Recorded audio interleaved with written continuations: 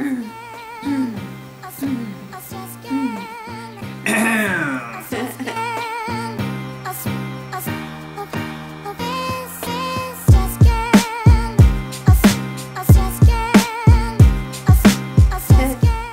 guys, welcome back to our final bump date, 38 weeks. If you guys have been following our journey, Jason is an IVF baby. I do have gestational diabetes, and my doctor said they will be taking him at 39 weeks just because he is a big baby. That's just like the logistics of how this has been going. So next week we're probably gonna skip that video just because we'll be in the hospital. She'll be in the hospital giving birth to Jason. I'll be there of course too, but I'll be there filming it so that you guys can see the whole birth video, so stay tuned for that because that's gonna be a good one. Okay, so I'm just gonna give you guys what's been going on for the past week or so. A lot.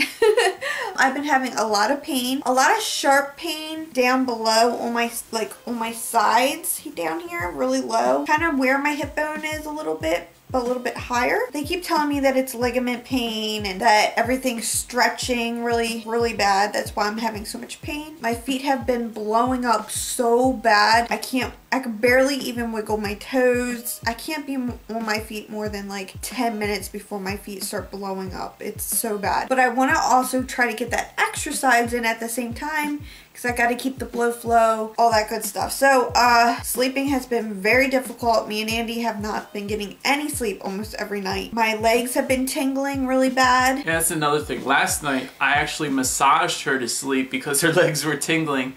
So I was just massaging her legs to try to make her feel better. And then I heard snoring and I thought it was Max, our dog, in the hallway, but it wasn't. I had massaged her to sleep. I can't believe that I snore though. Well, it wasn't that loud, but it was loud enough that I thought it was our dog. We'll blame it on the pregnancy. Okay. Anyways, that helped her legs, and when she woke up this morning, it was fine, right? Yeah, I actually did sleep a little bit last night. That's another thing I was gonna say. I do wake up every 45 minutes to go pee, like non-stop, all night, every night. They make you drink so much water at this point. I think it's really inevitable. Well, it's the second you're pregnant, you have to drink like tons and tons and tons of bottles of water. I pee about 45 minutes all throughout the night, all throughout the day, and yes, I hate going to the bathroom. Just so you guys know her pee schedule. Just so you guys know, because I know you guys want to know that. Yes, I have gained a lot of weight, a lot more weight than the doctor would like me to have gained. My specialist also told me that the insulin that I am taking also makes you gain weight and makes you more hungry than the average pregnant woman. The gestational diabetes has not been fun at all. I'm hungry all the time. It sucks. But there is good news in this for 38-week bump date. She got her strep test and it came back negative. So all this crappy stuff that's been happening, there was a positive. So that's good. Yeah, I was strepped. You were strepped. I was strepped and I was negative for the strep test, which is, I was almost certain, I was like 99.9% like, oh, I'm going to be positive. I've been positive for everything else. Why wouldn't this be positive too? You know, I've had so many UTIs. I just can't believe it was negative. Thumbs up for me on that one. What else? I've gained a lot of weight. I was like 126. That was before I got pregnant, and now I am 172. So I am putting that out there. I've gained a lot of weight. I'm a little upset about it, but I'm not ashamed of it because once I have Jason, I know a lot of this weight will shed, and I'm gonna bust my butt to get it gone as much as I can. Not right away because I know I have to breastfeed and I still have to keep those calories up, but I know eventually it will shed off eventually. So you know what? It is what it is. And the doctors, they don't seem very concerned about it. They're just like, it is what it is. I'm a week away from having him. There's not much we can do. Let's show what I've been going through with the needles. By the way, before we show that, just to give you guys the background here, since we couldn't get pregnant, she started with all the IVF shots with a bunch of needles. So there were intramuscular shots for that, 2 or 3 times a day. And now, since she got pregnant, she had gestational diabetes, and there's more shots. They just continue. That is full of needles. Let's go. It's a mouthwash container, by the way. They told me like I could get like a Sharps container, but I'm just going to be throwing away the Sharps container. And I'm like, this is so all the garbage people, when they pick it up, they don't jab themselves. Yeah. So she said you want to get like some sort of really thick plastic. I was thinking of a milk container, but a milk container is still not thick enough, like really thick plastic. So I was like, what is a really thick container?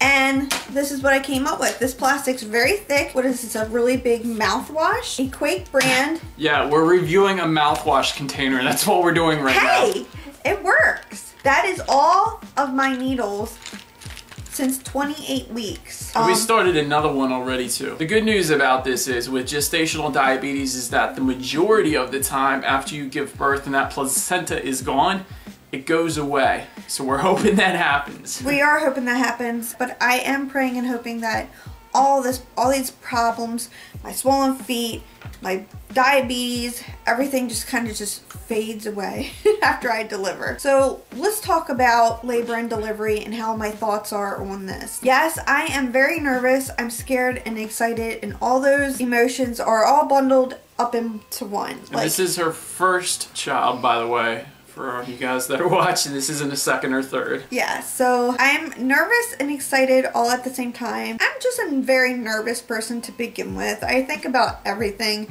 and everything that could go wrong and everything that's just how I am. But Andy is the kind of person that knows, he's almost the only person who can really calm me down, be like, babe, nothing's gonna happen.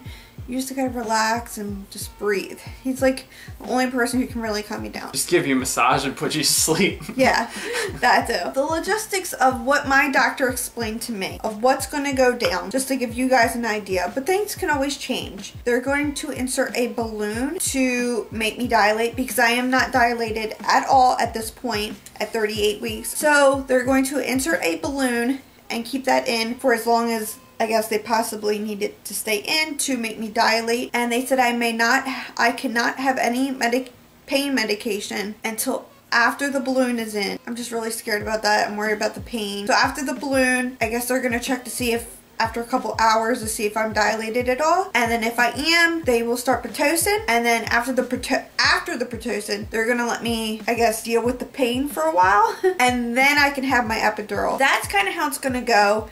And then hopefully, if it's a decently fast process, I should have Jason on Monday morning or afternoon. And I am going to try to be as strong as I possibly can and try to deal with the pain as long as I can, and so I don't slow the process down before I get my epidural, because I've heard that the epidural can sometimes slow down the process of labor. So with that being said, definitely make sure you guys are subscribed, because like I said, we are going to be doing a birth video. It's going to be rated PG, don't worry. That process will be shown. We'll also be showing like a little tour of the room. Yes. And exactly where we're going to be staying. I do know that we are going to be having like 2 separate rooms. You go to the delivery room, and then after you're done delivering, you go to the postpartum room. So you don't get to stay in the same room. You have to go to another room after you deliver. So all this week, just giving you an update on exactly how this week is going to go. Monday,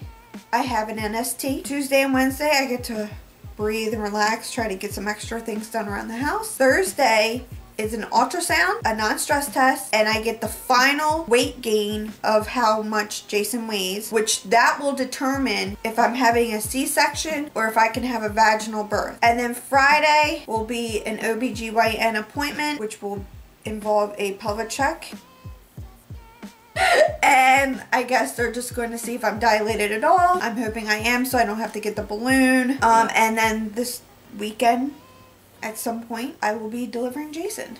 If you guys, of course, have any questions, please throw them down below, and I'm going to show you guys my final big bumpy bump.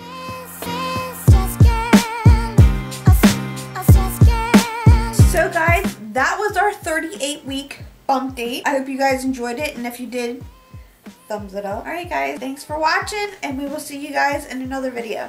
Bye guys!